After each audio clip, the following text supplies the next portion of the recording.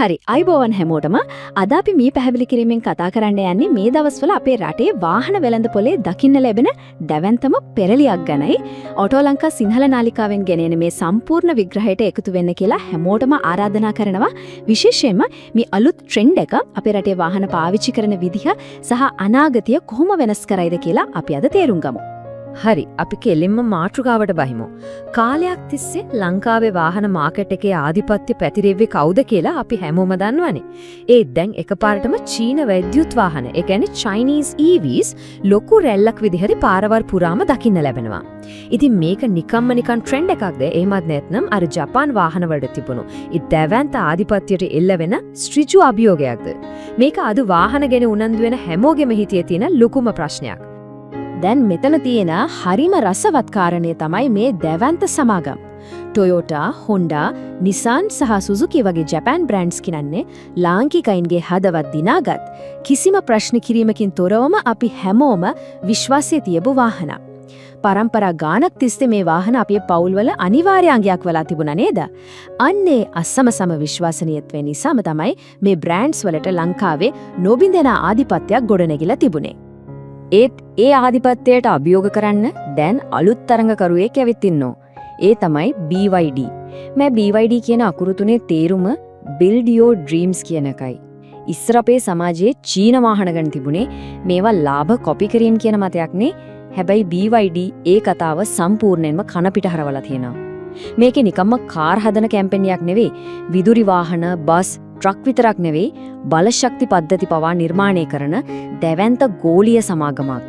ඒගොල්ලෝ ඉනෝවේෂන්, ඒ කියන්නේ නවෝත්පාදනයේ මතම පදනම් වෙලා තමයි මේ ගමන ඇවිත් තියෙන්නේ.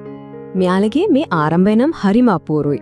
ඇතරම කාර් එකක් හදන්න ගොඩාක් කලින් BYD සමාගම මුලින්ම කළේ බැටරි නිෂ්පාදනය කරන එක. වෙනත් විදිහකින් කිව්වොත් එයාලා වාහන හදන්න කලින් බැටරි තාක්ෂණය උපරිමයටම ප්‍රගුණ කළා. ඊට පස්සේ තමයි ඒ තාක්ෂණය පාවිච්චි කරලා ඉලෙක්ට්‍රික් විහිකල්ස් එමත් නැත්නම් විද්‍යුත් වාහන නිෂ්පාදනය කරන්න පටන් ගත්තේ. අදවැති බලන්න එයාලා ලෝකයේ ඉන්න ප්‍රධානතම බලශක්ති සහ මෝටර රථ නිෂ්පාදන දැවන්තෙක් බවට පත් වෙලා ඉවරයි. අනික මේකේ නිතම් අපූර්වයට පැහැදිලි වෙන දෙයක් තමයි BYD සමාගමේ ලොකුම ශක්තිය තියෙන්නේ එයාලගේම වුණු ඒ බැටරි පද්ධතිය කියන එක. මේ බ්ලේඩ් බැටරි කියන තාක්ෂණය තමයි යාළගේ රහස. මේ බැටරි එක නිර්මාණය කරලා තියෙන්නේ ගොඩක් ආරක්ෂිත වෙන්න, වැඩි කාලයක් පවතින්න, වගේම ගිනි ගැනීමේ අවදානම ඉතාමත් අවම මට්ටමක තියාගන්නයි. EV එකක් ගැන කතා කරද්දී වාහනේ හදවත වෙන්නේ බැටරියනේ. ඉතින් ඒ හදවත ශක්තිමත් වීම BYD ලට ලැබුණු ලොකුම වාසියක්. මුළු ලෝකයේ පුරාම මේ වාහන මෙච්චර ඉක්මනට ජනප්‍රිය වෙන්න ප්‍රධානම හේතුවක් තමයි මිල. ටෙස්ලා වගේ ඉහළ මිලක් තියෙන EV එකක් ගන්නවට වඩා BYD ගෙනාවා සාපේක්ෂව මිල අඩු, හැබැයි නවීන තාක්ෂණයෙන් පිරුණු විකල්ප. මේ වාහනවල තියෙන ලොකු touch screens, digital ඩෑෂ්බෝඩ්ස්, ambient lighting වගේ දේවල් වලට තරුණ පරම්පරාව පුදුම විදිහට ආකර්ෂණය වෙනවා. ලොකු මුදලක් වියදම් කරන්නේ නැතුව ප්‍රීමියම් අත්දැකීමක් ලබා ගන්න පුළුවන් වීම තමයි මේ ගෝලීය ආකර්ෂණයේ ප්‍රධානම රහස. ඉතින් මෙතන තියෙන වැදගත්ම කාරණේ තමයි මේ ගෝලීය සාර්ථකත්වය අපේ ලංකාවේ මාකට් එකට සම්බන්ධ වෙන විදිය. අපේ රටේ පෙට්‍රල් මිල ඉහළ යාමත් එක්කම අඩු දාවන වියදමක් තියෙන EV ගන්න මිනිසුන්ගේ උනන්දුව එකපාරටම වැඩි වුණා. ඒ වගේම තමයි අඩු මිලකට 360 කැමරා, පැනරොමික් රූෆ් වගේ ලක්ෂරි ඔප්ෂන්ස් ලබා ගන්න තියෙන කැමැත්ත. අලුත් තාක්ෂණයට ආදරය කරන තරුණ පරම්පරාවල මේ ස්මාර්ට් සිස්ටම් සහ ප්‍රීමියම් ඉන්ටීරියර්ස් තියෙන වාහනවලට ගොඩක් ඇලුම් කරන්න පටන් අරන්. දැන් අපි බලමු ලංකාවේ පාරවල් වල අපිට නිතරම දකින්න ලැබෙන මේ දවස්වල වෛරල් වෙලා තියෙන BYD මාදිලි 3ක් ගැන. මේ තමයි පළවෙනි එක BY Dolphin. මේක හරිම හැඩකාර ප්‍රමාණයෙන් කුඩා EV hatchback එක. විශේෂයෙන්ම නගරය ඇතුලේ ධාවනයට ඉතාමත් පහසු, සාක්කුවටත් වාසිදායක විකල්පයක් විදිහට මේ වාහනය අතිශයින්ම ජනප්‍රිය වෙලා තියෙනවා.